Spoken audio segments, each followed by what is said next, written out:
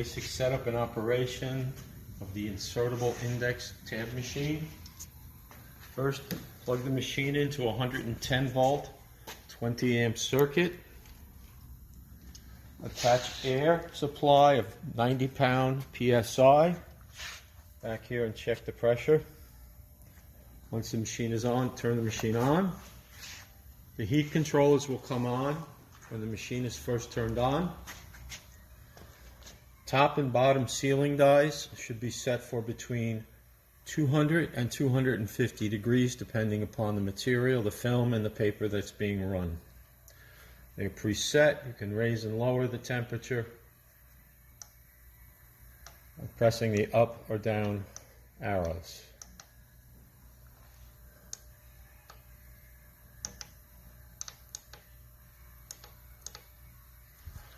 Feeding dies should set between 200 and 250 degrees. Again, adjustment is the same as on the dies. Once you've got the machine up, you're going to determine how many positions, either single or collated, up to 8 positions on the machine. This is now set up for a 5 position. Once you have set up your guides for the paper width and adjusted any rollers to be centered mostly on the sheet, and through the pathway, the drive should be between the center and the tab side of the sheet throughout the machine. So we come through and you adjust the jogger to the size of the sheet. We'll go over that momentarily. Once the machine comes up to temperature, you're going to prepare the paper by fanning the stock and then shingling it with the top. Slide it down under the helper and separator roller. You may have to adjust the angle of the paper feed magazine by loosening the screw back here and raising or lowering the height of the magazine. You want to set the retard roller, which is loosened here, and adjust it from underneath to have a light drag on a single sheet of paper.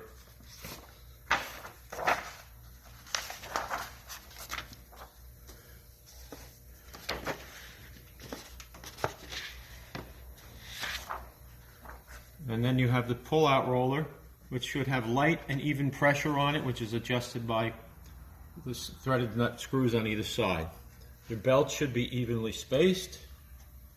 The center wheel drive in the center of the sheet. The right side guide should be just outside the edge of the sheet to allow for registration as it travels. Leaves should be on the pages towards the edges to keep it down flat with not too heavy pressure, minimal pressure on the hold down leaves. When the machine is running in automatic mode, the sheet passing under this first micro switch will start the cycle of feeding the hitch feed in to start the die down to cut the tab and seal it onto the paper, and then continue through and out the end after it's been sealed on. The other there is a micro switch on the discharge end that will sense if there is no tab and will stop the cycle. And you will just have to readjust or clear the jam, whichever is causing the problem. So the machine is up to temperature. When you first set it up, you can put it in manual mode and start the machine. Manually feed a sheet. Proceed. Manually feed a sheet to see if it smoothly travels through the path of the machine to the stops in front of the die. And by pressing the hitch feed button, you can automatically feed the tip on and then press down, and this will apply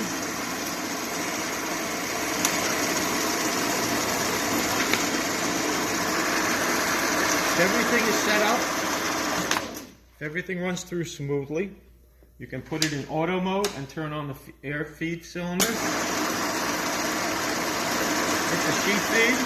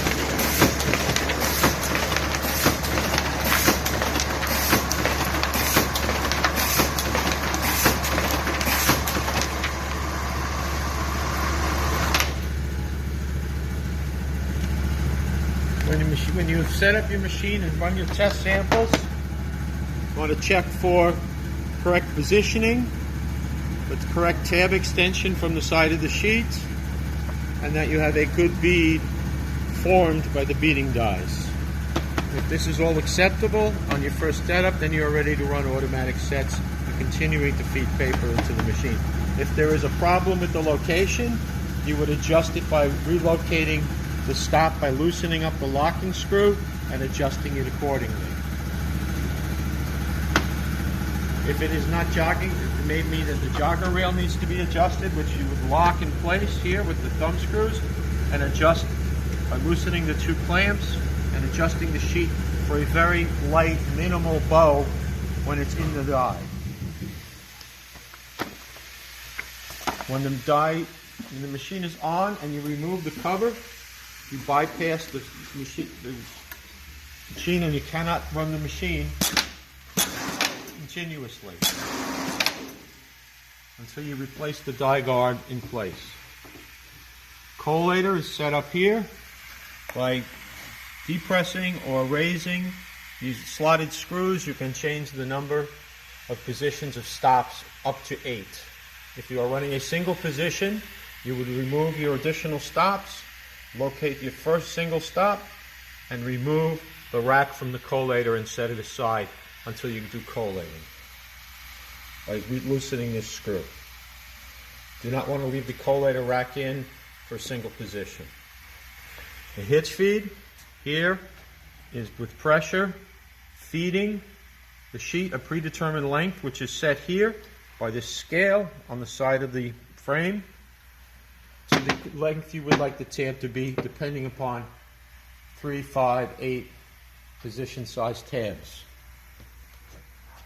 You can adjust, and that is by loosening this, and turn the air off first, loosening the lock screw and adjusting with this hand wheel will change the stop length and the actual length of the Mylar film tab, shorter or longer. It's set now for approximately 2 inches.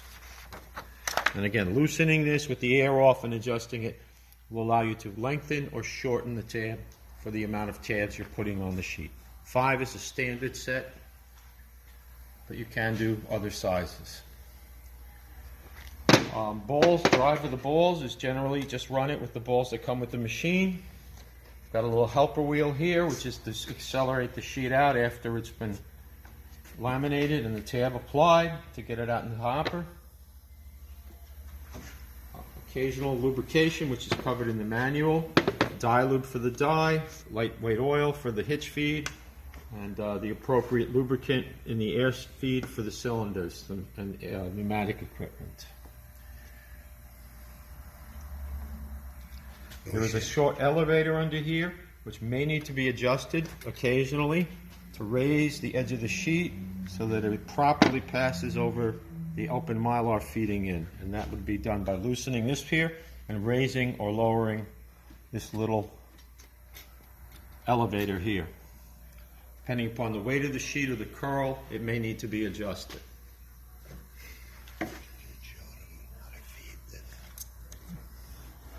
To set up and feed the Mylar the first time, you're going to have the film that comes off of the roll, over the guide roller, through here and here. You will take the material, fold it in half, and then lightly crease it. And then with a pair of scissors, you're going to cut an angle on it and a small cut for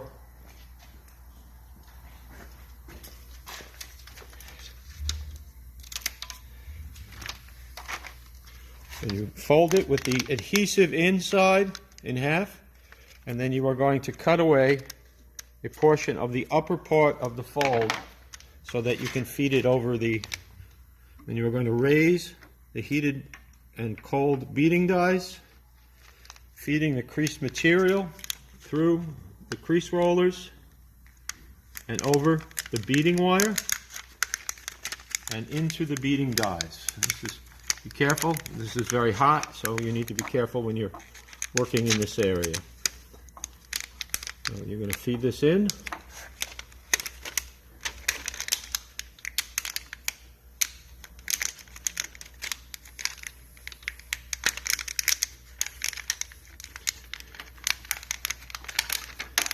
You will feed the material through the beading die, through the slot in the end of the hitch feed, through the hitch feed block, and then when you arrive down here at the hitch feed by the die, there is a tongue inside a spreader that is to open the film up after it has been finished being cut. So you will continue to feed the material through the hitch feed here until just before it gets to the spreader, the lower portion goes below, and then using the clear cut on the top, we're going to feed the upper portion over the spreader. And you should see the spreader inside of the material. Once you have fed it through, replace the guide rollers.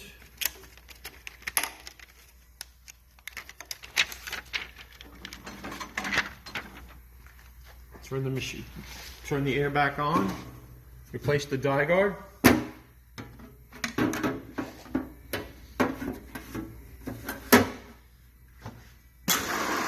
the machine. I'm testing the hitch feed. Feed several.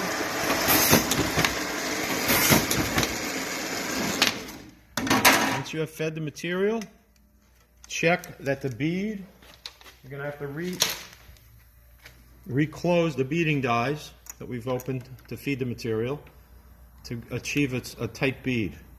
So you're going to have to feed several, probably approximately 6 to 10 tabs to get the proper bead.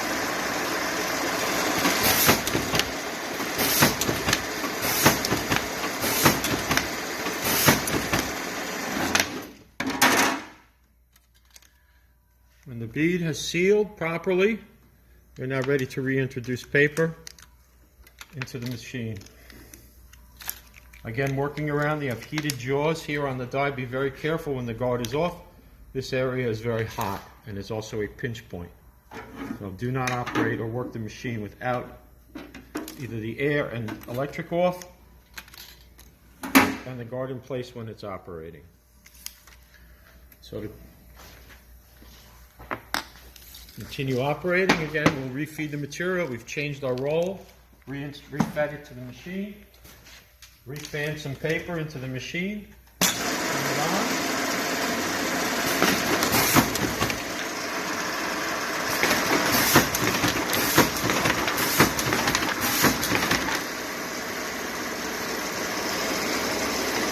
Again, recheck that the tab, location, and size are correct for your job. And then you are ready to continue in automatic mode.